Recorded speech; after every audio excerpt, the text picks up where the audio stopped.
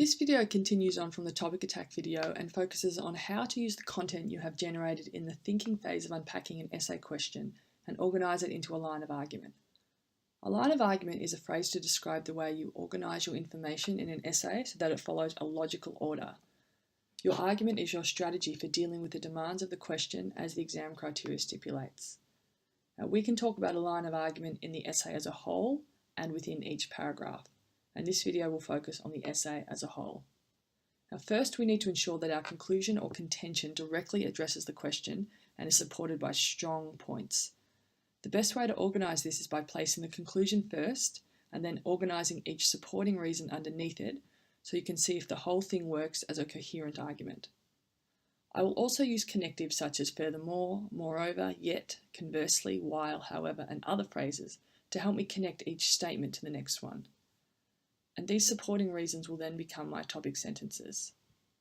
Now, based on my thinking in the previous video, I'm going to argue that while the willful blindness of Romeo and Juliet must bear some of the culpability for their preventable deaths, they are not ultimately to blame. And I then ask why. As if I'm in a debate, I need to list my reasons. Note I try and use an active, direct style. So, first, they are blameworthy because they submit to their impulsive desires against the warnings of their elders and their own understanding of danger. Yet, the fact that they are at the whim of powerful emotions such as love and grief arguably negates their ability to make rational choices and thus lessens their accountability. Finally, Romeo and Juliet suffer the misfortune of being born into a violent, brutal society where bitter feuding means that life is precarious and young men are forced into participation in the name of honour.